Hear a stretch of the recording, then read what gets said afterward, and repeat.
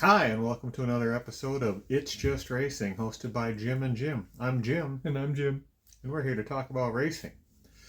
Just a little update from Chris Buescher's appeal of the penalty a couple weeks ago.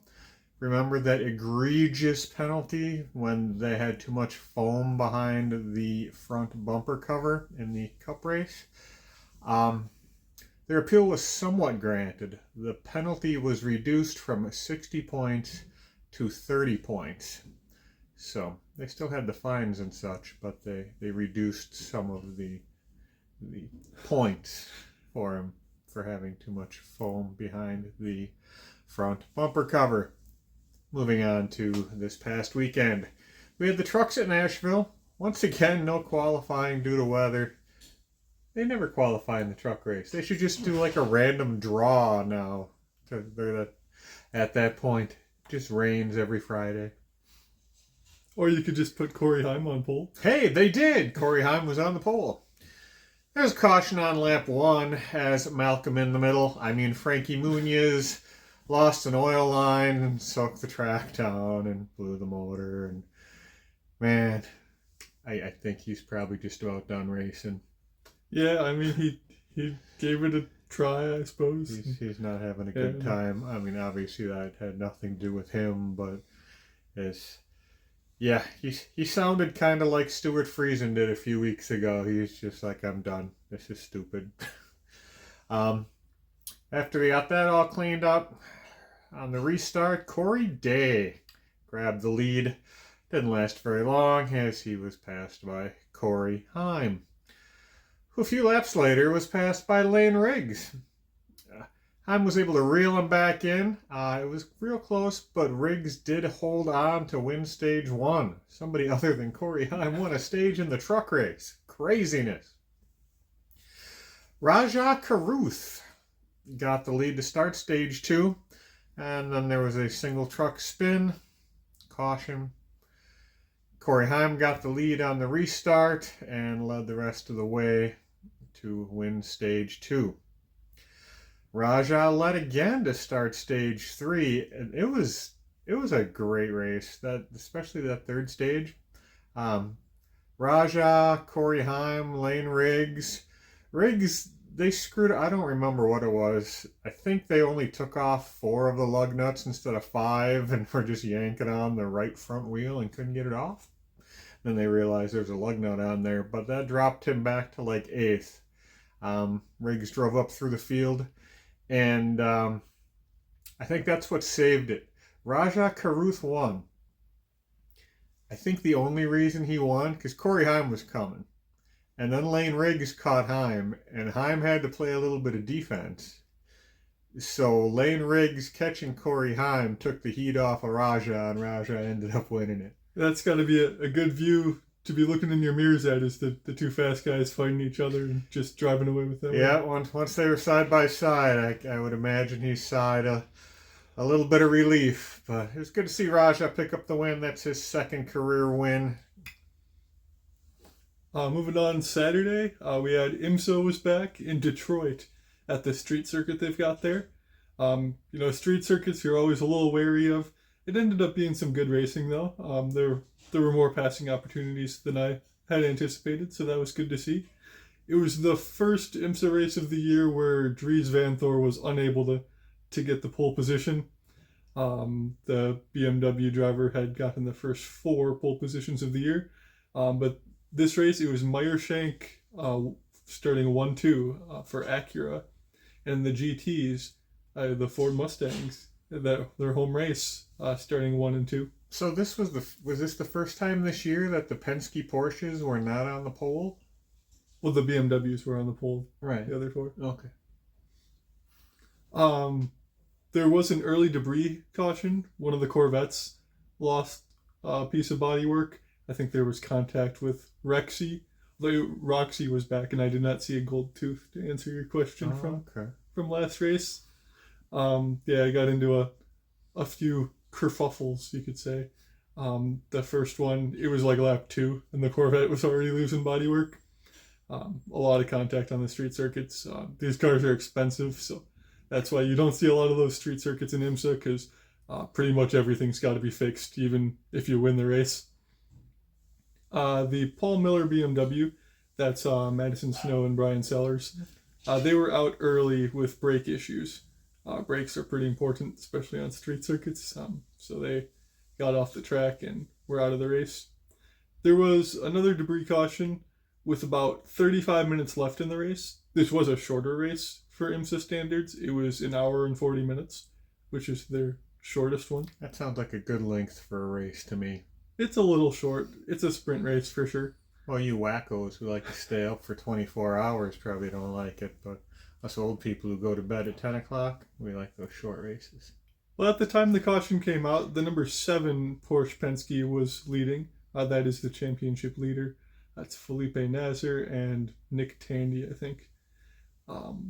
But on the restart, the Acuras really got the jump. Ricky Taylor, driving for Wayne Taylor Racing, passed him for the lead with about 14 minutes left. The move, he made a little bit of contact in the braking zone, but he backed out. It was a fair move, and he set it up in the next corner, so I'd call it a clean pass. Race control investigated it and decided no further action since he gave the spot back right away. But after that, the 93 of Renger van de Zander, that's one of the Meyershank cars, followed him through. So you had Acuras running first and second in the closing stages. And this is where it got exciting because they ran into the GT traffic there. And passing traffic on the street circuit is really tough to do. You got to be hitting your marks and you can't put a foot wrong because there's no room for error. And Renger van de Zander did just that. He was able to get by on Ricky Taylor with just a few minutes left. I think there were 3 minutes left, so 2 or 3 laps to go. It was a nice pass he set up, and he was able to get the leading GT between them to get just that little bit of a gap to hold on to the lead. There was some contact in the GT ranks while this was going on between Roxy and one of the Corvettes. Both of them were given post-race penalties. 17 seconds added to the race time. 17 seconds. It is a very specific number. I'm sure there's a reason for it. It probably just put them to the back of the GT grid. I think that was a good call from race control to give them both penalties.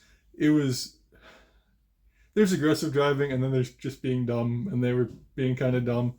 They were side by side on a straightaway and made a little bit of contact, and then both drivers turned into the contact 2 or 3 times and just started leaving a trail of debris on the track. Luckily, no caution. It wasn't anything big enough or on the racing line to cause a caution, but it was good of race control to get that under control and say, guys, we don't need to do that. This isn't NASCAR. So yeah, it was officially a driver conduct penalty. At the end of the race, Ricky Taylor, he tried to fight back, but that GT in between him was just too much. And Renger van de Zander and co-driver Nick Yellowly were able to get a win for the 93 Meyershank car, which was the first non-Porsche Penske win this season. That's what I was thinking. Penske had won every race this season, not been on the pole. Okay. And Ford was able to convert the pole into the win with the 64 Mustang of Mike Rockenfeller and Seb Priaulx. So good to see for Ford getting that win in their home race in Detroit. All right, moving on to Saturday evening, Xfinity at Nashville. My Rookie of the Year pick, William Sawalich, was on the pole and took the early lead. A couple cars got together, bringing out a caution with 10 laps to go on the stage. Most guys pitted, a few stayed out. Jeremy Clements was one of the ones that stayed out. He led at the restart, but was easily overtaken by Justin Allgaier on fresh tires. Allgaier won stage 1 under caution, as there was a single car spin with a lap or 2 left in the stage. Allgaier led all of stage 2, which just had 1 caution for a single car spin again. Nice clean race. Oh wait, I spoke too soon. Stage 3, multi-car wreck to start the stage. Either the front row didn't go, or everybody else anticipated they were going to go, and there was just an accordion and 5, 6 cars got wrecked. They said 11 on TV. There weren't 11. I don't know if they were counting cars that maybe had to swerve a little bit as being involved, but yeah, they over exaggerated that. There were 5 or 6 cars that actually had some contact, but after that, on the restart, Sheldon Creed grabbed the lead. Then your boy Connor Zilic, he took over the top spot before a caution for a single car spin. And who spun all by himself?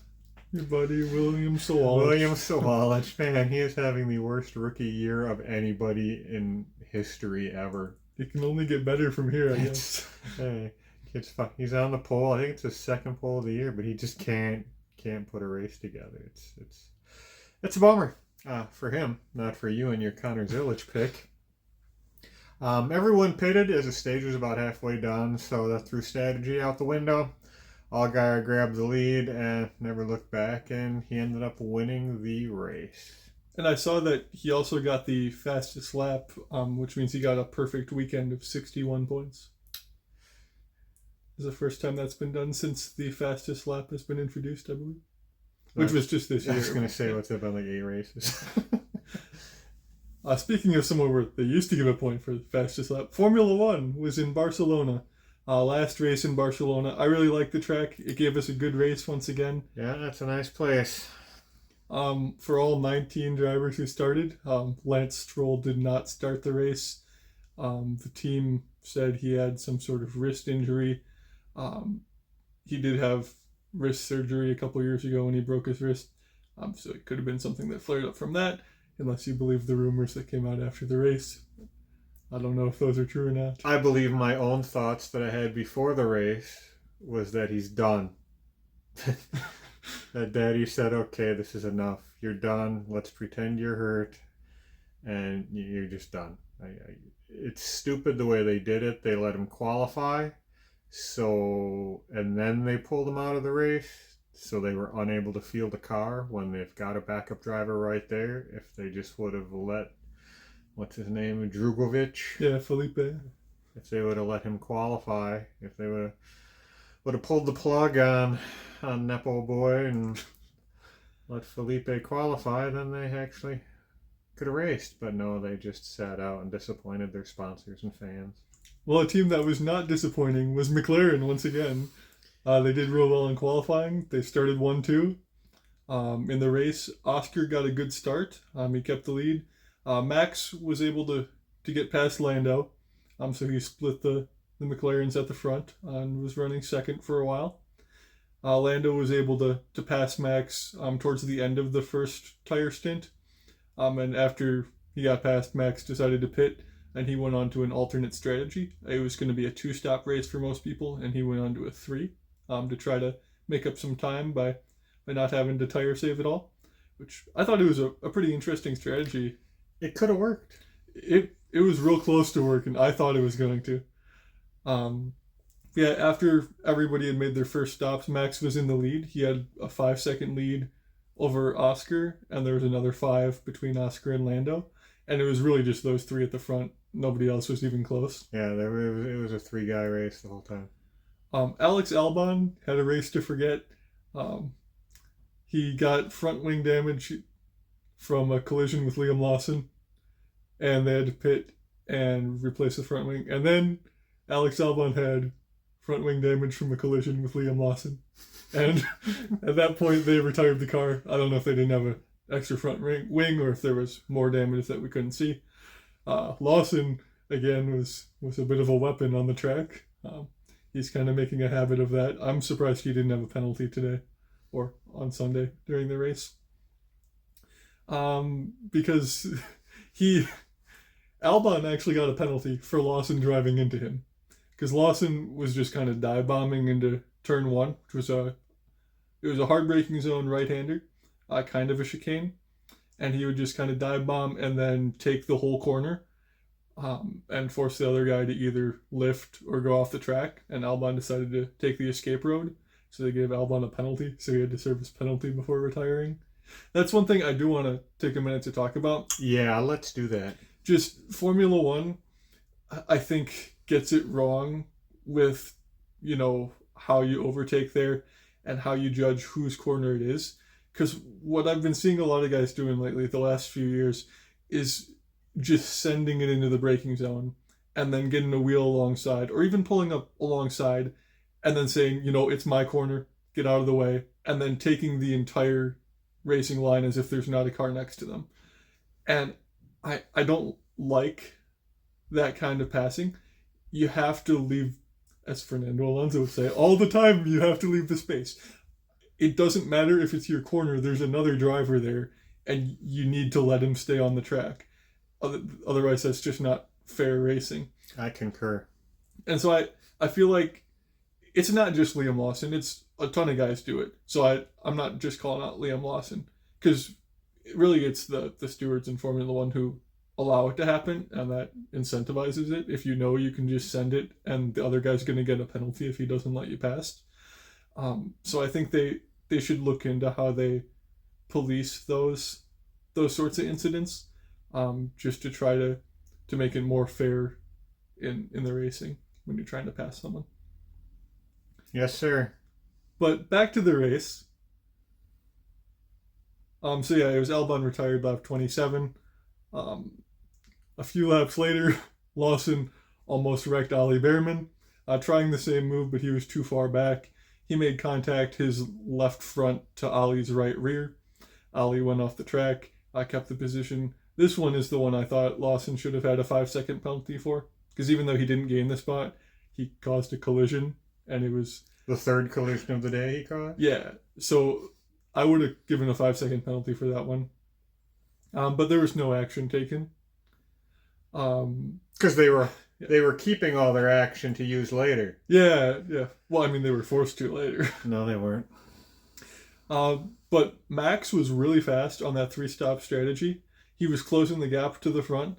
On lap 40, it was under 7 seconds to Piastri, and that was even with making an extra stop. So he was the fastest guy on track. It was just going to be, was he going to get good pit stops, get out in clean air?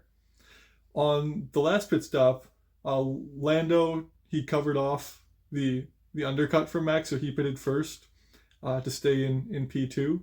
And Oscar looked like he was just managing the gap at this point. He was kind of just hanging on in first, trying not to burn up his tires to defend from whatever Max was going to throw at him. At this point, Liam Lawson almost wrecked Lando Norris and Ollie Behrman as they were getting lapped. It looked like he wasn't really aware that Lando was coming through, and it was a sketchy moment. As a McLaren fan, I was holding my breath. Luckily, Lando got through and there were no problems. And now this is where it got interesting. Kimi Antonelli, rotten luck once again. It looked like another engine went. The Mercedes engines, I don't know what's wrong with them. Yeah, they're having an issue here all of a sudden. Yeah, but 11 to go in the race, and he was out, and that caused a safety car because he was stuck in a gravel trap with no power. So everybody pitted under the safety car. McLaren went for the double stack. It was a little slow. Lando had to wait. They did get out in first and second. And this is where Red Bull, they started making mistakes. They screwed the pooch. So most teams had a set of used soft tires left, and that's what they put on the cars. Red Bull didn't have any, so they pitted Max for hard tires, which was dumb. Max called in the car. He's like, "What is this tire? Why are we doing this?" I think they 100% should have left him out. If people are on used soft tires, he had pitted 7 or 8 laps earlier for soft tires. So he also has used soft tires at that point, just a little bit more used than the other people. You put Max out in first. I mean, he's going to finish on the podium no matter what. The Ferraris aren't going to pass him. They're slow. Mercedes isn't going to pass him. Their engine might explode. I think he might lose out to the McLarens if you leave him out, but it's worst case scenario he finishes third. Whereas you pull him in, put him on hard tires, now he's starting third. You're not going to pass anyone on those hard tires when everyone else is on softs. So now it's best case scenario third. So that was just mismanagement from the Red Bull strategy team. I don't understand why they didn't ask his input. You've got a multi-time Formula One champion I still think the best driver out there right now. Oh, he's the best driver in the world. And you don't ask him, hey, all right, here's the deal. You either have to stay out on those 10 lap old soft tires, or we need to put you on some new, 10 lap old soft tires, or we have to put you on new hard tires. What do you want, Max? And I would do whatever Max wanted, because he knows what the car is doing and how it feels. You can look at all your data all you want, but the ass in the seat knows more than anybody. And yeah, they screwed up there. And to make it even worse, we ran way too many caution laps, letting lap cars overtake and then letting them catch up to the back of the field. Because they'd lapped up to like 8th place again. So they wanted people scoring points to have a chance at more or whatever. It was something dumb. If you get lapped, you're slow. So, I mean, so we only had 6 laps of racing, which means Max was on not soft tires. He should have been on soft tires. Cold, hard tires. Cold, hard tires for a 6-lap shootout. And this is where the controversy comes. I wouldn't say it's controversy. You would call it controversy. It's ridiculous. So on the restart, Max, there was no grip coming out of the last corner for him. And he had a big moment, dipped a wheel in the gravel, almost wrecked it. And Leclerc was able to get past on the straightaway. Little bit of contact, really nothing major. But here's where it got interesting. George Russell, he sent it into that braking zone, turn 1, kind of the same Liam Lawson move. He made contact with Max's right rear. Max took to the escape road. And now, second mistake by the team, they told him to give the spot back. He shouldn't have had to give the spot back. He didn't want to give the spot back, that's for sure, listening to that radio. So, just if we're adding up the mistakes, that was mistake number 2 by the team. That was his spot. He didn't have to give it back. Race control even said so after the race in the official penalties or whatever. They said that car number 1 would not have been penalized. And so they tell Max to give the spot to George. He's already given up 3rd place, and now they're telling him to give up 4th. And Max is not happy. And Max, while he's the best driver in the world, he gets a little hot-headed sometimes. Yeah, any good driver gets hot-headed sometimes. Well, Oscar Piastri hasn't so far. I'm a big Oscar fan, by the way. But anyways. You like everything orange. You're a papaya head. I like his mindset. But anyways, Max... So at this point, Max pulls over to the side of the off the racing line. And he slows down.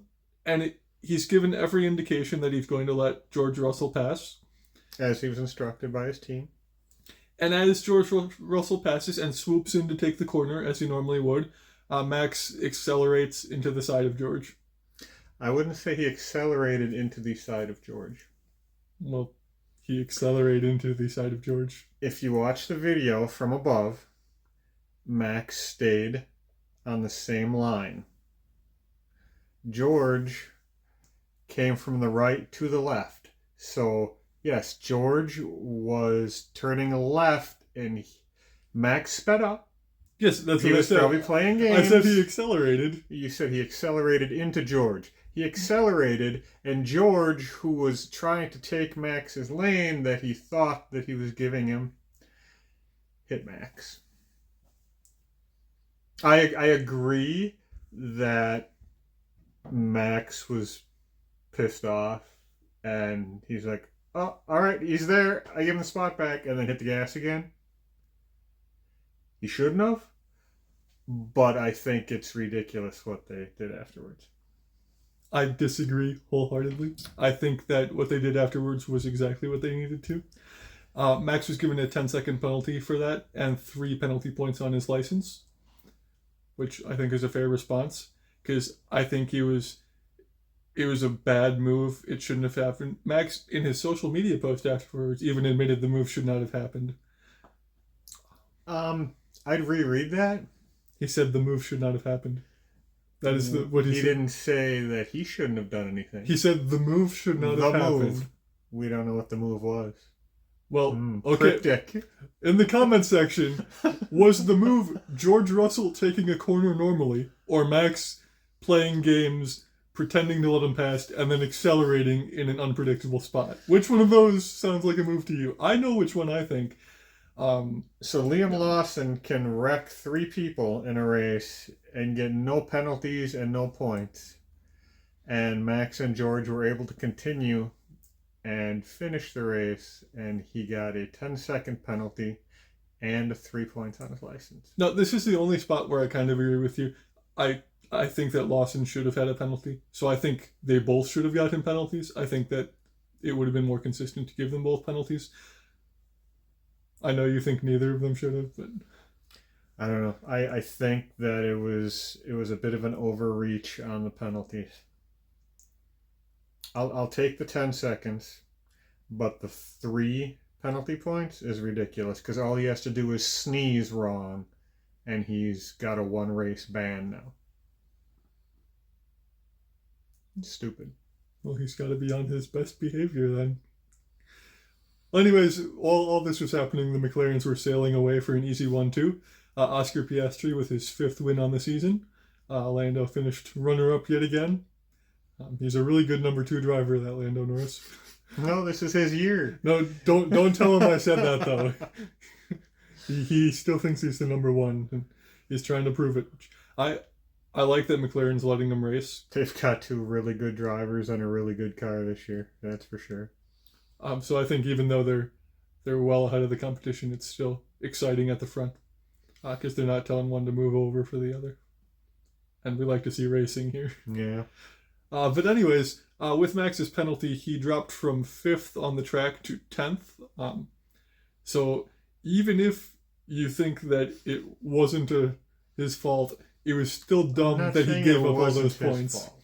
He could have had 5th place points and he got 10th, which if he's trying to get the championship, those are important points. One notable performance, Nico Hülkenberg in the Sauber finished 6th on track, was promoted to 5th. He passed Lewis Hamilton in the Ferrari on the actual lap. driving. Yeah. Passed him, yeah. So really good drive from Hülkenberg. Didn't he qualify like 16th or something? Yeah, I think he passed 10 or 11 cars. He was on, and Sauber must have flipped all the right switches this week because that was awesome to see. Also, another green car. Fernando Alonso got his first points of the season. Without a teammate? Yeah. So now there are only 2 pointless drivers. Well, really just 1. Well, I suppose. Bortoleto and Colapinto. But Colapinto's only had like 2 races. Right. Another driver who's been on a tear lately, Isaac Hadjar. Another 7th or 8th place finish. He has, in the last 2 races, he has outscored the Red Bull team by himself. And he's the only one they haven't talked about putting in that seat. I hope they don't. They need to let him develop. They don't need to ruin his confidence by putting him in that seat. Anyone who gets in that 2nd Red Bull seat is going to fail. So I really hope they just let Isaac drive the full season for Racing Bulls and get some confidence. I'll learn some racecraft because he's doing really well right now. He is having a great year. There's one more thing for Formula One.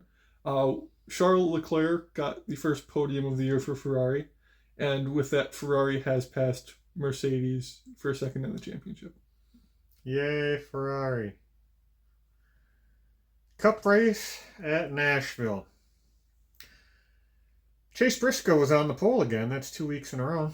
And grabbed the early lead. Caution free. We're coming to green flag stops. They started around lap 40. Still caution free. Briscoe led after the pit cycle. Hamlin got by him. And Denny Hamlin ended up winning stage 1. Caution free stage 1. You don't see that much at the cup level. Ryan Blaney's team. There were guys trying different strategies. It was nice. Blaney's team, they gained him like 10 spots. They just put 2 tires on. That got him the lead to start stage 2. And there was a caution for Ricky Stenhouse spinning off the nose of Carson Hocevar. Yeah, there was a little bit of talk about that one with Carson Hocevar's too aggressive, but Ricky Stenhouse has done that to 87 people over the last 10 years, so whatever. It wasn't egregious. Hocevar did overdrive, but hey, things happen in fendered cars and in Formula One. But in Formula One, you can hit 3 different drivers and not get a penalty. Anyhow, back to NASCAR. Um, so then Hamlin's team tried a little something different. They pulled a Lightning McQueen. Gas, no tires, just gas. They got him out of the pits first. And he led for a while until a 2-car incident with Alex Bowman running out of talent, getting loose, and collecting Noah Gragson. At the restart, Eric Jones wrecked Christopher Bell while trying to block him, running for 5th halfway through the race. No idea why you're trying to block somebody halfway through the race on a restart. Well, if you're Eric Jones, 5th is like a win. I suppose, but yeah, that was kind of a brain dead move. Restart again. Hamlin led, and they managed to get 5 laps in before another caution. Brad Keselowski and Corey Haim got together. Restart again. Hamlin got the lead, but some good racing. Ryan Blaney, William Byron, they were right on him. There was some side-by-side and 3-wide racing with the top 3, and Blaney ended up winning stage 2. Joey Logano got out first to lead the start of stage 3, but there was another 1-car spin, 1 lap in. On the restart, Ryan Blaney grabbed the lead, led the whole time. Green flag pit stops. Blaney, had the lead through the cyclist pit stops and went on to win. And notably, Carson Hocevar had another good race even after wrecking Ricky Stenhouse, and finished 2nd. Yeah, I bet Ryan Blaney is real glad that his luck has finally changed. It's about time. He's had a horrible year. Moving on to IndyCar. They were also at the Detroit Street Circuit racing on Sunday. Colton Herta had pole position, and he led early on. There was a little bit of back and forth for 2nd, 3rd, and 4th between Christian Lundgaard, Alex Palou, and Kyle Kirkwood. Kirkwood, he's the street circuit guy. He was moving early on. I started 4th or 5th. Now, he's the guy who owns Costco, right? No, that's Aldi's. Or is that Kirkland? I don't remember. Anyway. Kyle Kirkwood is good at street circuits. The hard tires were good today, and they changed the color of the softs. I thought they were red like 2 weeks ago. Now they're green. So, I don't know. I see green, I think the intermediate tires for rain in Formula One, but a little confusing to me. There was, on the pit stops, Seagull. What's his first name? I forget. Nolan Seagull. He was fighting with Herta after Herta had made his pit stop, and that allowed Kyle Kirkwood to pass them both. And so that would cycle to the lead once the stops were finished. But we did not get a full pit cycle because there was a caution for Felix Rosenqvist, who spun right in the middle of the pit cycle. So that caused a little bit of chaos. It would have given Scott McLaughlin the lead, except on the restart, McLaughlin spun Seagull and got a drive-through penalty. So that was an opportunity for McLaughlin, and he decided to punt the slowest McLaren driver. After that, Devlin DeFrancesco was slow on the track, and we found out why. It was because they did not fasten his right rear tire, and it fell off the car. Wow, that sounds like a NASCAR thing to do. Yeah, I don't know how you miss it, especially because you got to wait, 6 or 7 seconds for fuel. If you don't hit it, the one lug nut right the first time, you got 3 or 4 tries and plenty of time to signal to someone that it's not on. But I don't know, the Ray Hall team, they had a few pit issues today. Rinus VeeKay was out. I forget what happened, but his car broke again. Happened at the Indy 500, happened now. He had a good start to the season, and now a couple of mechanical failures. Yeah, especially for, somebody who was not even supposed to race this year, and then to start off going gangbusters, and now they're just kind of wetting the bed here. Another pit mishap for a Ray Hall car. Graham Rahal, they cross-threaded the wheel nut. He ended up like 3 laps down once they finally got it fixed. So that was not good for him.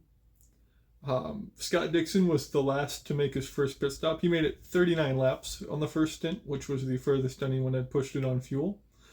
So we kind of had a gauge of how much fuel save he had to do and how many cautions he needed to get lucky. It looked like he was going to try to do a two-stopper. I ended up not working out with cautions and all. Christian Rasmussen hit the wall on cold tires. Kind of just slid through, lined it up real nice. Didn't break anything, I don't think. Still not a good look. He wouldn't want to do that any more times. You only get lucky so many times. At this point, there was another yellow for Callum Ilott. He was on an outlap and he crashed.